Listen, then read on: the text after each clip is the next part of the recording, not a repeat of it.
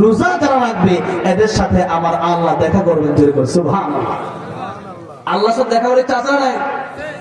আব্দুল কাদের জিলানী রাহমাতুল্লাহ আলাইহি তিনি দুনিয়াতে থাকতে তিনি বলতেন, जन्नत व दोज़ख से या रब्बी क्या करूं, जन्नत व दोज़ख से या रब्बी क्या करूं, आरज़ू है मैं तुझसे देखा करूं।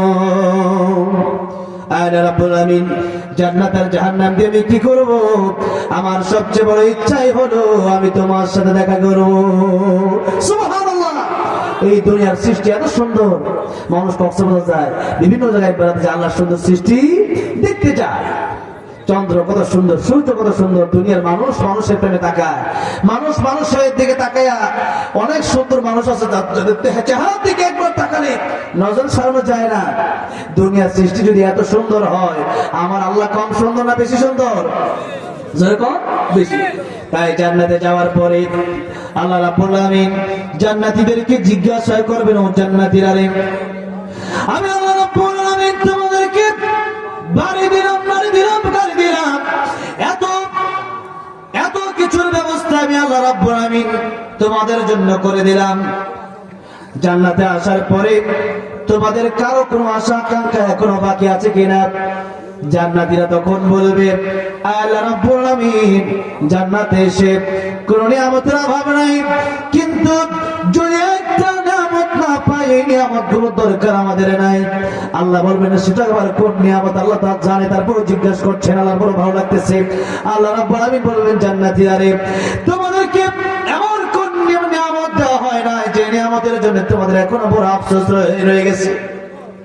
জান্নাতীরা বলবে, আল্লাহ রাব্বুল আমিন জান্নাতে এসেছি, তোমাকে এখনো দেখতে পারি নাই, তোমাকে যতদিন পর্যন্ত না দেখবো ততদিন পর্যন্ত এই জান্নাতের নিয়ামত দিয়ে আমাদের কোনো দরকার নাই। জান্নাতের শুধু নিয়ামত এই ফল ফুল আর হুরুল মান নিয়ে আমরা পরিতৃপ্ত হব না। আল্লাহ রাব্বুল আমিন আমাদের বড় আশা, বড় আকাঙ্ক্ষা, তুমি আল্লাহর সাথে একটা নজর দেখা করতে চাই। আল্লাহ রাব্বুল আমিন সেদিন জান্নাতের মধ্যে তার বান্দাদের সাথে, জান্নাতি বান্দাদের সাথে দেখা করবেন। যেরকম সুবহানাল্লাহ। এর মধ্যে যারা রোজাদার এদের সাথে আল্লাহ স্পেশালি দেখা করবেন। বলেন সুবহানাল্লাহ। ভাইরা আমার, বাবাজিরা আমার, এই রোজাদারের ব্যাপারে আল্লাহ রাব্বুল আমিন বলছেন, এই রোজাদারকে আমি আল্লাহ রাব্বুল আমিন রোজার এত বড় দৌলত দিলাম। আল্লাহ বলছেন, ইয়া আইয়ুহাল্লাযীনা আমানু কুতিবা আলাইকুমুস সিয়ামু কামা কুতিবা আলাল্লাযীনা মিন ক্বাবলিকুম লাআল্লাকুম তাত্তাকুন। হে বান্দারা, রোজা আমি আল্লাহ রাব্বুল আমিন তোমাদের উপর ফরজ করে দিলাম। কেন? কি আর তোমাদের পূর্ববর্তী নবী এবং উম্মতদের উপর রোজা ফরজ আমি আল্লাহ করেছিলাম। তোমাদের এই কেবল তোমাদের উপর ফরজ করা হলো না। মানুষ যেন এটাকে কঠিন না মনে করে, মানুষ যেন এটাকে বড় সহজ মনে করে, যেটা কেবলমাত্রই আমাদের উপর দেওয়া হয় নাই, আগের উম্মত নবীদের উপর দেওয়া হয়েছিল। আর এই রোজা, এটা তো এই উম্মতের জন্য বড় অফার, বড় নিয়ামত। কারণ এই উম্মত বাঁচে না বেশি দিন, 50 বছর, 60 বছর সর্বোচ্চ মানুষের হায়াত 70, 80, 90, 100 পর্যন্ত এখনো আছে, এর চেয়ে বেশি তো না। কিন্তু রমাদানুল মুবারকে আল্লাহ রাব্বুল আমিন একটি রাত রেখেছেন, লাইলাতুল কদরি খায়রুম মিন আলফি শাহর। আলফ মানে হাজার হাজার, আলফুন এর প্রতি ওয়াহিদ আছে তাহলে 1000, আর আলফুন মানে হচ্ছে হাজার হাজার। যদি এটা এমন হয় যে 1000 বছর মানে 1000 মাস, যদি এমনটা হয়, আলফিসা যদি হয় 1000 মাস, তাহলে হবে 83 বছর 4 মাস। যেরকম সুবহানাল্লাহ। আর যদি হাজার হাজার মাস হয়, তাহলে আমরা জানি এটা আল্লাহ বলেছেন কত হাজার মাস হতে পারে। তাই এই রাতকে আল্লাহ রাব্বুল আমিন এত গুরুত্বপূর্ণ ফজিলতের রাত আমাদের জন্য বানালেন। কারণ হচ্ছে এতে কোরআন শরীফ নাযিল হয়েছে, তার মানে হাজার হাজার বছর ধরে মানুষের জন্য যা কল্যাণ হয় নাই, হাজার হাজার বছর ধরে মানুষের জন্য যা ভালাই হয় নাই, এই একটা রাতে আল্লাহ রাব্বুল আলামিন মানুষের জন্য এর চেয়ে বেশি ভালাই কল্যাণ দান করে দিলেন কোরআন শরীফ নাযিলের মাধ্যমে। জুড়ে বলেন সুবহানাল্লাহ। যে ব্যক্তি ইবাদত করবে আল্লাহ রাব্বুল আলামিন ইবাদতে কাটায় দেবে, আল্লাহ রাব্বুল আলামিন তাকে হাজার হাজার মাস ইবাদত করলে যে সওয়াব হতো, এই সওয়াবগুলো আল্লাহ তার আমলনামায় লিখে দিবে। 80 বছর বাঁচবো কিনা তার কোনো গ্যারান্টি নাই। নবীজি বলছেন নামাজের পরে ডান দিকে সালাম ফিরায়া বাম দিকে আমি সালাম ফিরাবো, এই গ্যারান্টি আমি নবী তোমাদেরকে দিতে পারি না। তাহলে এবার চিন্তা করে দেখুন, বিশ্ব নবী যিনি রাহমাতুল লিল আলামিন যিনি তিনি বলছেন নামাজের পরে ডান দিকে সালাম ফিরাইয়া বাম দিকে সালাম ফিরাবো, এই গ্যারান্টিটুকু আমি তোমাদেরকে দিতে পারি না। জীবনের গ্যারান্টি, একটা সেকেন্ডের গ্যারান্টি আমি আর আপনিও কি দিতে পারবো নাকি? যেহেতু নবী দিতে পারছেন না, আল্লাহর পরে পৃথিবীতে নবীর সম্মান, নবীর মর্যাদা সে নবী দিতে পারছেন, তাহলে আমি আপনি দেবো কিভাবে? ঠিক না? ঠিক বলে। তাই মৃত্যুর জন্য 24 ঘন্টায় প্রস্তুতি নিয়ে থাকতে হবে। বিশেষ করে আল্লাহ রাব্বুল আলামিন যে অফারগুলো আমাদেরকে দিয়েছেন, সে অফারগুলো আমাদের আঁকড়ায় ধরতে হবে। যে অফারগুলো আল্লাহ রাব্বুল আলামিন আমাদেরকে দান করেছেন, কাল কিয়ামতের ময়দানের জন্য সেই পাথরগুলো আমাদের সংগ্রহ করতে হবে।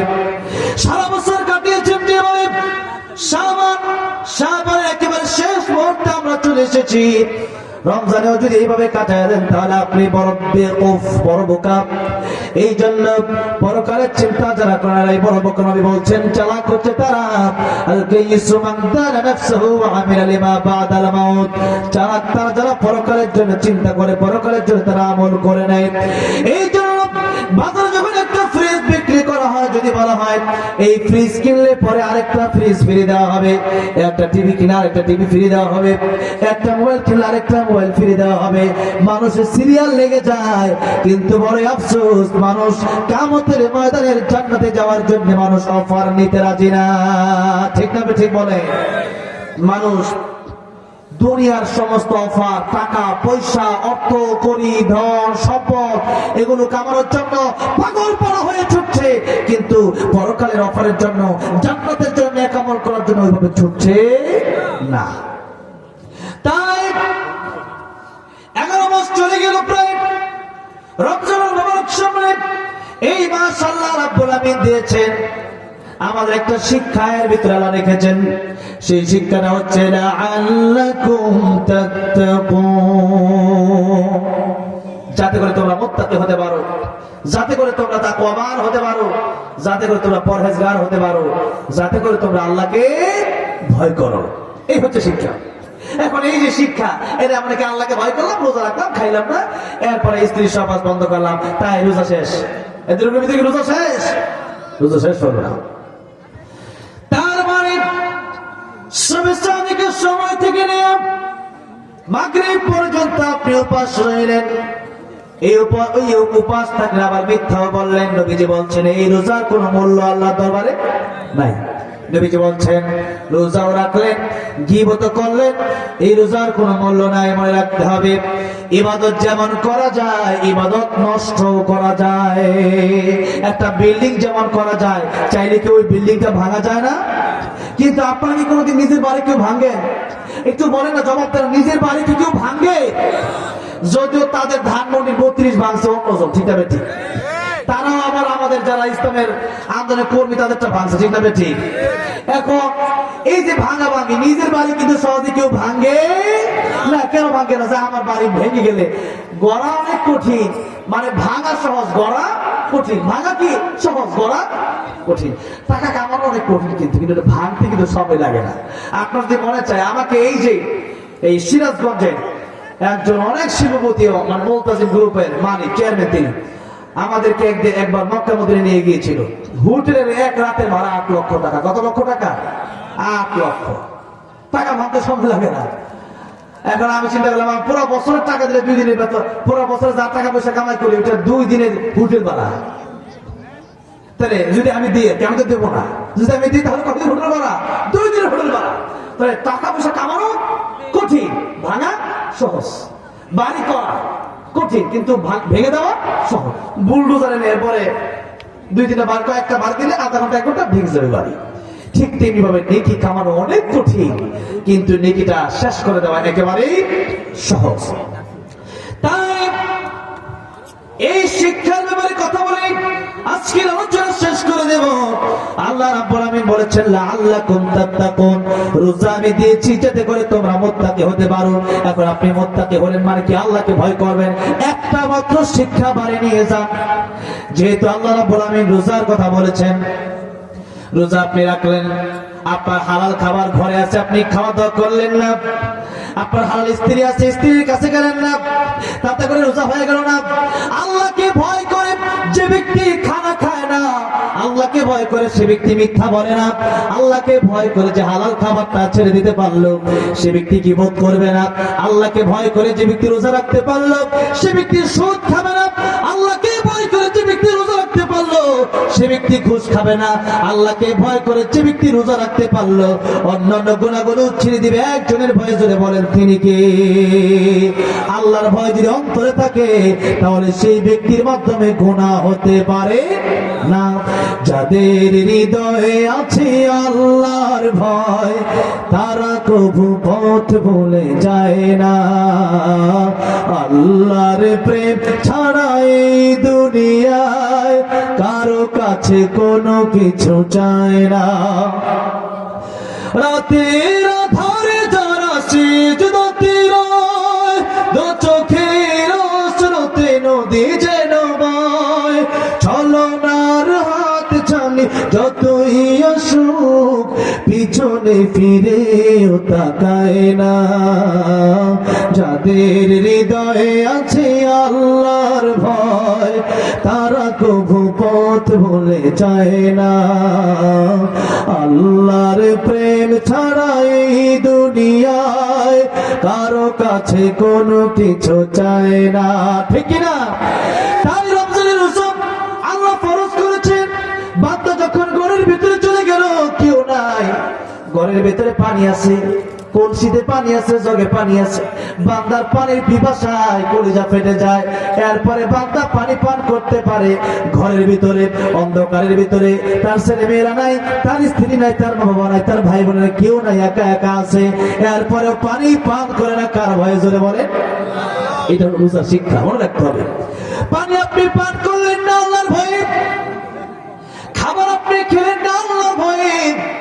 এবার নবী বলছে আল্লাহর ভয়ে যারা খাবার ছেড়ে দিল, স্ত্রী ছেড়ে দিল, ওই ব্যক্তি মিথ্যা ছাড়তে পারলো না, ওই রোজার কোনো দাম আল্লাহর কাছে নাই। গীবত ছাড়তে পারলো না, রোজার দাম আল্লাহর কাছে নাই। হারাম ছাড়তে পারলো না, রোজার দাম আল্লাহর কাছে নাই। তাই আজকে বিশেষ 2টি কথা আপনাদেরকে বলতে চাই। একটা হলো গীবত, এটা হচ্ছে আমল নষ্টকারী একটা গুনাহ, আমল নষ্টকারী একটা গুনাহ। গীবতের গুনাহটা কি? প্রথমে কোরআন থেকে শুনুন। আল্লাহ রাব্বুল আমিন বলছেন ওয়ালা ইয়াগতাব বা'দুকুম বা'দা আইয়ুহিব্বু আহাদুকুম আন ইয়াকুলা লাহমা আখিহি মাইতান ফাকারিহতুম। তোমরা একে অপরের বিরুদ্ধে গীবত করবা না, সমালোচনা করবা না। কে বলেছেন? আল্লাহ। আমরা করি কি করি না? করি। আল্লাহ বলছেন তোমাদের মধ্যে এমন থেকে কেউ পছন্দ করো যে তোমাদের মৃত ভাইয়ের কাঁচা গোশত তোমরা চাবায়া খাবা। এটা কি আমরা পছন্দ করি? মরা মানুষের গোশত কেউ খায়? আল্লাহ বলছে এটা অপছন্দনীয়। যেমন ফাকারি, তুমি এটা অপছন্দনীয়, এটা যেমন অপছন্দনীয়, আমি আল্লাহ গীবতকেও অপছন্দ করি। আমি আল্লাহ, তোমরা গীবত করবা না। নবীজি বলছেন গীবত যদি কেউ করে তার 2টি ক্ষতি। নাম্বার 1 হচ্ছে তার আমলগুলো ওই ব্যক্তির কাছে চলে যায়। সারা দিন ভর কষ্ট করে রোজা রাখলেন, কষ্ট করলেন। এখন তো রোজা রাখা একটু সহজ হবে হয়তো, যদিও শীত মোটামুটি এখন অল্প আছে। আর যখন জোর জোড়ায় আসে তখন রোজা রাখা কি সাধারণ কঠিন? অনেক কঠিন ব্যাপার। তো তখন এত কষ্ট করে রোজা রাখলেন। এরপরে বিকাল বেলায় ইফতারি খাওয়ার পরে গীবত শুরু করে দেন যে অমুক লোক তো ভালো না, শেষ। রোজা সবগুলো তার কাছে চলে গেল, তার গুণাগুলো আপনার কাছে চলে আসবে। এটা হচ্ছে 2 নাম্বার। নাম্বার 1 ক্ষতি হচ্ছে আপনার নেকামলগুলো তার কাছে চলে যাবে। নাম্বার 2 হচ্ছে তার বদামলগুলো আপনার কাছে চলে আসবে। বলেন তো এতে কি আপনার লাভ হলো না ক্ষতি হলো? তাহলে একটু ওর ভিতরে গীবত না বলে কি হয়েছে, আপনার কি ক্ষতিটা হয়ে যাচ্ছে? তাই গীবত থেকে আমরা পরিত্রাণ নেব বলে ইনশাআল্লাহ। আরেকটা হচ্ছে হিংসা। এই হিংসা যদি থাকে তাহলে রোজাকে জ্বালায় পুরো ধ্বংস করে দেবে। হিংসা হচ্ছে এমন একটা গুনাহ, এটা হচ্ছে ইবাদত নষ্টকারী গুনাহ। নবীজি বলেছেন হিংসা হচ্ছে ইবাদত নষ্টকারী একটা গুনাহ। হিংসা হচ্ছে এমন যে আগুন যেমন লাকড়ি জ্বালায় ধ্বংস করে দেয়, হিংসা তার নেকি জ্বালায় ধ্বংস করে দেয়, রোজা ধ্বংস করে দেয়। যে ওই লোকের এত টাকা কেন, ওর এত বাড়ি কেন, ওর এত বড় পদ কেন, আমার নাই কেন, এই যে সমস্ত বিষয়ে হিংসা করলে পরে বিপদ। এই জন্য প্রথম সিস্টেম হলো যে হিংসা থেকে বাঁচার জন্য 2টা ঔষধ দেব, নেবেন আপনারা? 1 নম্বর হচ্ছে নাপা, 2 নম্বর হচ্ছে অ্যান্টিবায়োটিক। এই কয়টা? 2টা। নাপা কোনটা? যেটা ডাক্তাররা প্রাথমিক বলে নাপা খান, যদি না ভালো হয় এরপরে কি অ্যান্টিবায়োটিক। এখন নাপা আপনাকে কোনটা দেবো? নাপা হচ্ছে যে আপনার যখন অপর ভাইয়ের মানে অনেক কিছু আছে তারপর হিংসা হচ্ছে, আসলে তো ওনাকে আল্লাহ দিছে। কে দিছে? আল্লাহ দিছে। এই সম্পদ পাওয়ার কারণে আল্লাহ দিছে, পরীক্ষা করতে চান। এই সম্পদ আল্লাহ তাকে দুনিয়া দিয়েছে, পরকালে তার জাহান্নামে যাওয়া লাগতে পারে। আর সম্পদ পেলেই যে জাহান্নামে যাবে বিষয়টা এরকম নয়। সম্পদ পেলে এই সম্পদ দানের মাধ্যমে, আল্লাহ রাস্তায় খরচ করার মাধ্যমে জান্নাতও সহযোগ করতে পারে। তাদেরকে পরীক্ষা করতে চান। আবার আপনাকে না দেওয়া দেখতে চান আপনি হিংসা করবেন কিনা, এটাও আপনার জন্য পরীক্ষা। আল্লাহ এক একজনকে এক একভাবে পরীক্ষা করছেন, এক একজনকে একটা সাবজেক্ট দিয়ে দিচ্ছেন।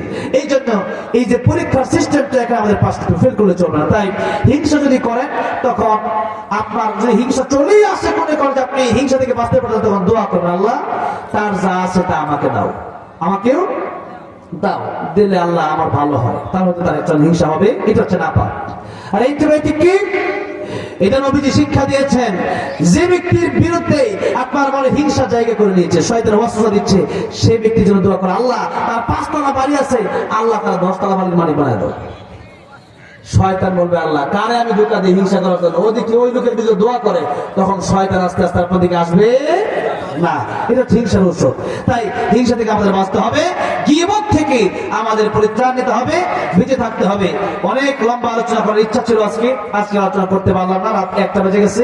তাই যতটুকু এই গীবত হিংসা থেকে আমরা বিরত থাকবো বলে ইনশাআল্লাহ। আর নাম্বার 3 হচ্ছে আমরা সামনে রমজান মাস যেহেতু আসতেছে, এটা ইবাদতের মাস, এটা হচ্ছে আল্লাহকে খুশি করার মাস, আল্লাহকে কাছে পাওয়ার মাস। এর জন্য এই মাসে আমরা ইবাদত করার জন্য সমস্ত দিনের কাছ থেকে ফারেক হয়ে ইবাদত দিকে একটা মাস মনোযোগ দিব বলে ইনশাআল্লাহ। 4 নাম্বার হচ্ছে রোজা থেকে আমরা শিক্ষা নেব। রোজা যেমন রেখেছে আল্লাহর জন্য, খানা পানাহার স্ত্রী সব বাদ দিয়ে দিলাম, ঠিক তেমনি ভাবে আপনাদের সমস্ত গুনাহগুলো আল্লাহকে ভয় করে বাদ দিয়ে দিতে পারি। আল্লাহ তৌফিক দান করেন, চলে বলেন আমিন।